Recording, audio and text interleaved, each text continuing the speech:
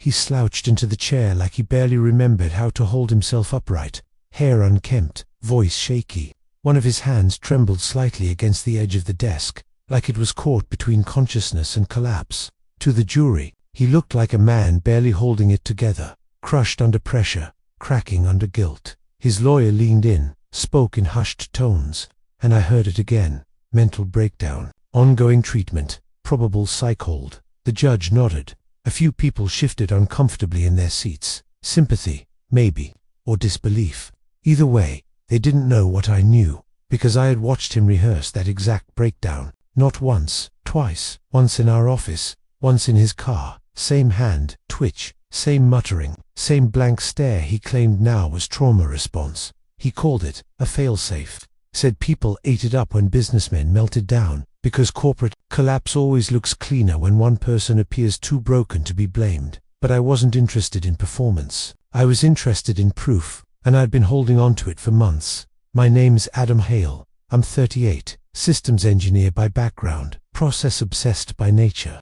I don't come from money, no angel investors, no startup incubators, just one idea, and one person who believed in it with me. Greg and I were opposites in most ways. He was all instinct and charisma, the kind of guy who could walk into a room and walk out with 3 new contacts and a signed deal. I was the one who built the workflows, drafted the compliance protocols, kept the books airtight. I didn't mind being the quiet half. Some partnerships need that balance. We met at a vendor audit in 2012. He cracked a joke about how we both looked like overqualified interns. It landed. We kept in touch, and before long, we were mapping out a niche compliance firm that focused on mid-size corporate ecosystems. We had no logo, no real website, just long days, borrowed office space, and a belief that we could do things better than the bloated firms billing by the hour. It worked. Clients came in slowly at first, then came the contract renewals, then referrals. Within 4 years, we were reviewing IT infrastructure for companies I used to read about in case studies. We built a name, earned our place, and reinvested everything we made. I wasn't chasing fame or fast exits. I wanted something stable, a company that outlived the founders. Greg claimed he did too. He said things like legacy and retirement with the kind of conviction that made me believe he saw the long road the way I did. For a long time, I didn't question him. We were aligned. Profits were steady. And when he called me brother, it didn't feel rehearsed. It felt earned. But then the invoices started shifting, just a little. One signature looked off. Then the delivery date started slipping. At first I thought it was fatigue, maybe burnout. People change under stress, right? That's what I told myself before I stopped believing it. The red flag came in the form of an email, short, polite, and direct. One of our long-standing clients had a question about a $48,000 invoice we issued 2 weeks prior. They claimed it was outside of scope and, more importantly, unsigned. At first, I assumed a clerical oversight. It happens. Scopes shift, wires cross. But when I opened the file, the signature looked wrong. Not computer-generated, just lazy. The angle was inconsistent, pressure uneven, almost like someone had rushed through it, as if the approval itself didn't matter. I traced it back to the version in our system archive. The metadata didn't match the timeline. Someone had replaced the original with the forged version, quietly. No logged comments, no revision history. I called Greg the next morning. He laughed, actually laughed, said something like, "Yeah, I had to nudge that one over the finish line. Client was dragging, quarter was ending. You know how it is." I didn't. That wasn't how we operated. In a compliance firm, the only currency that matters is trust. You don't nudge documents. You don't forge signatures to close gaps. But he acted like it was nothing, a necessary bend in an overly rigid system. That conversation rewired something in me. I'd known Greg for nearly a decade. We'd shared hotel rooms at trade expos. We'd signed contracts in airport lounges. I'd introduced him to my wife. And now he was brushing off financial forgery like it was office politics. I didn't push back right away. Just logged the moment and quietly opened a few old client folders. At first, it felt like paranoia. Then I found the second one, another scope of work signed in 2020. With a vendor we hadn't worked with since 2018. It got worse. Over the next week, I cross-referenced 18 months of signed agreements, bank wires, and audit backups. For different clients had doctored records, signatures that didn't match, funds rerouted to shell accounts labeled as logistics fees, and external data audit, vague enough to hide in plain sight, small enough to avoid triggering scrutiny. One transfer was just under $9,900, the kind of number you use when you don't want to file extra paperwork. I checked our audit log from the previous year, a third-party firm Greg insisted we use. Somehow, they missed all of it. Or maybe, they were never meant to find it. There was a moment, one late night in the office, where I sat with all the files spread out and thought, maybe I misunderstood, maybe there's some explanation. But it didn't hold.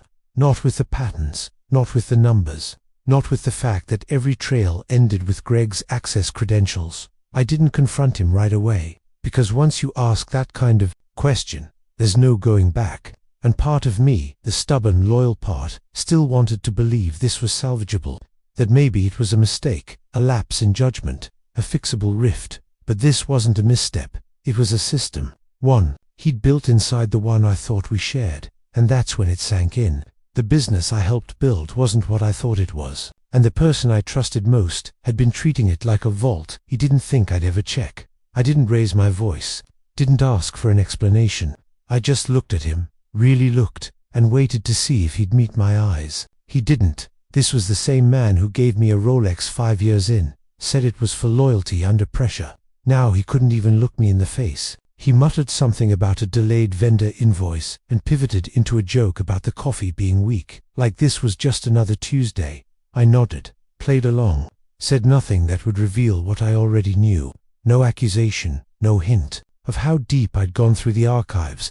I didn't need confirmation. I needed distance, enough room to think clearly. That night, I didn't go home angry. I went home empty. The kind of stillness that doesn't ask for sleep. I sat on the edge of the couch, no TV, no distractions, just the slow, crawling recollection of everything I'd overlooked, expense reports with vague categories that passed without question, travel bookings he always insisted on handling himself, client cancellations that never got rescheduled, always tied to accounts he managed, alone. And the compliments, I remember them more clearly now. How often he'd call me the steady one, the foundation. At the time, it sounded like respect. Now I wonder if it was cover, a way to keep me predictable while he created space to operate. He didn't panic when I found the forged invoice. He smiled, not wide, just enough to suggest he'd already gamed out the worst-case scenario. That was the part I kept circling back to. Was this a fallback, a quiet collapse he thought I'd never investigate? Or had this always been his endgame, a long con designed around my silence? Either way, I wasn't going to play catch-up, not anymore. For 3 weeks, I lived inside the server.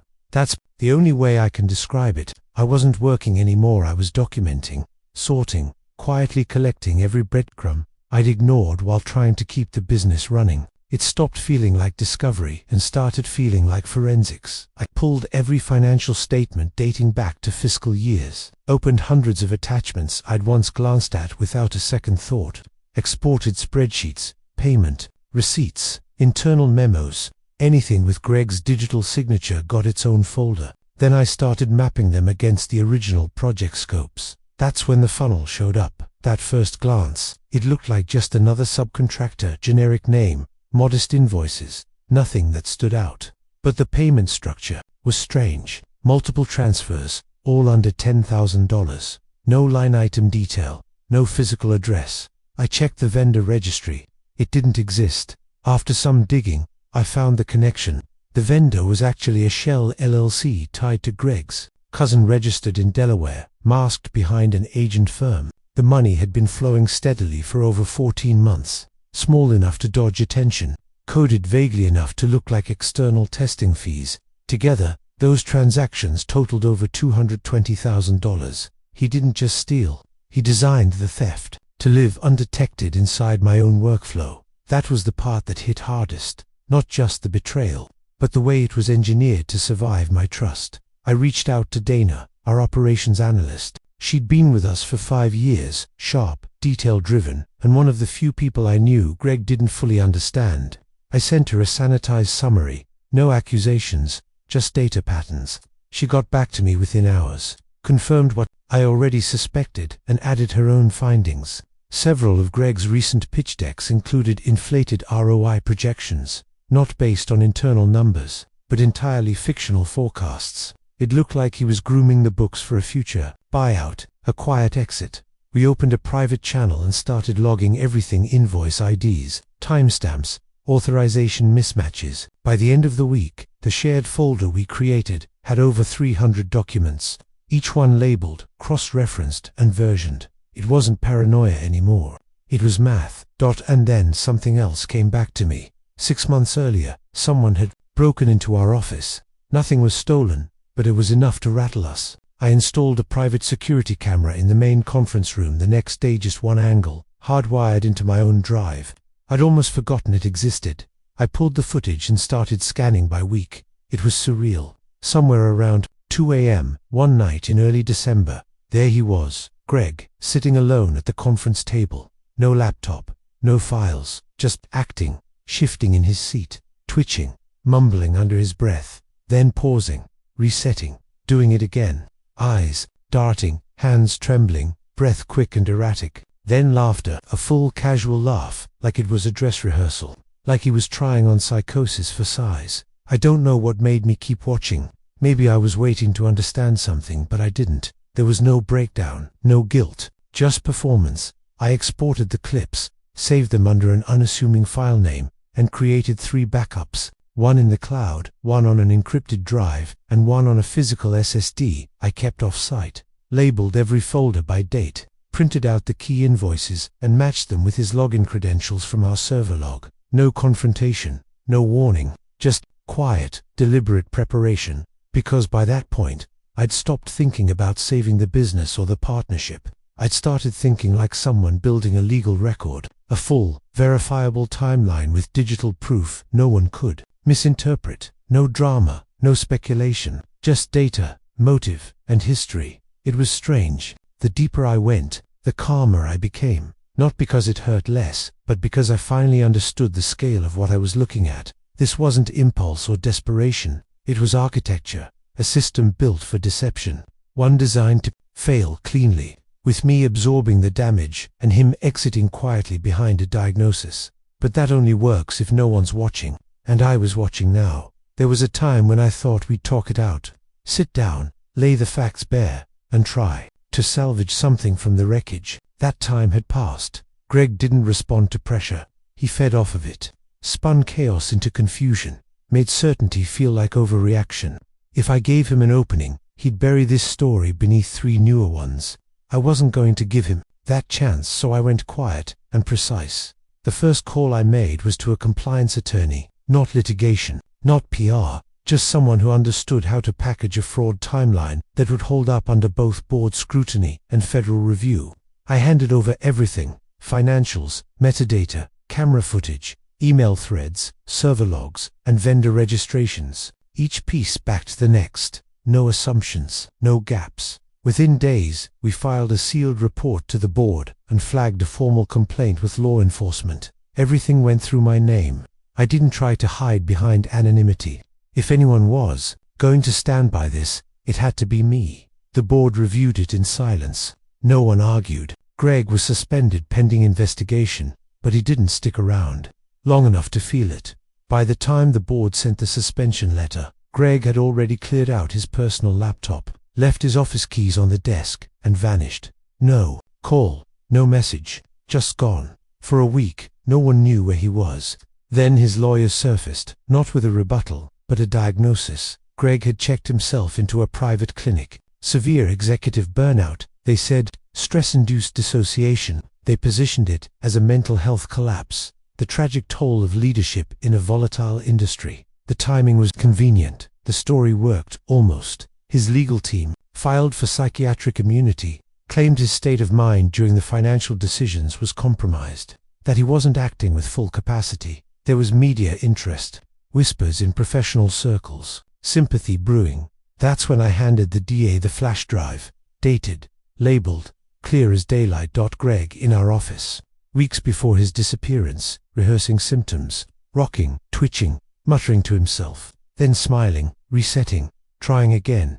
It didn't need interpretation. It needed a timestamp, and I had that dot. I wasn't angry anymore, just resolved. The footage didn't just prove fraud, it proved intent. This wasn't stress, it was strategy. And no clinical note could erase the fact that he'd been preparing a performance long before anyone filed a complaint. Some people said I could have handled it more discreetly, that maybe I should have let the board ease him out to avoid scandal. But they didn't understand what it's like to build something real and watch someone rehearse its collapse like it's a play. This wasn't revenge. It was a reminder that some lies can be spun, but others leave titans.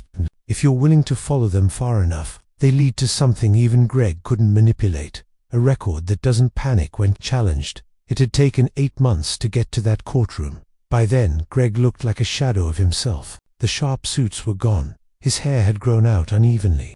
No product, no polish. He showed up in a wrinkled gray sweater, the kind designed to signal humility or fragility, depending on the angle. But the posture was still there, even slouched. In the chair, there was an awareness to how he held his face, like someone who knew when the cameras were rolling. It wasn't quite arrogance, more like calculation dressed in fatigue. The room was full. Not just legal teams and board reps, there were former clients, ex-employees, even a couple industry bloggers trying to spin the hearing into a leadership crisis story.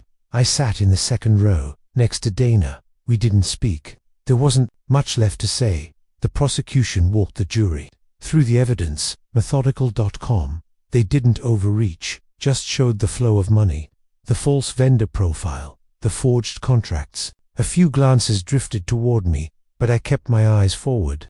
This wasn't about me. Greg barely reacted. He didn't contest any of it, just sat there, as if playing the long game, letting his legal team feel the damage, trusting the psychiatric plea to absorb the blow. Then came the video. They wheeled in a monitor and dimmed the lights. The clip played with no voiceover, no commentary, just raw surveillance footage from our conference room, dated, time-stamped, audio included. Greg, alone in the office at 2:17 a.m., pacing, twitching, rocking, running through behaviors that mirrored the symptoms his legal team had claimed were spontaneous.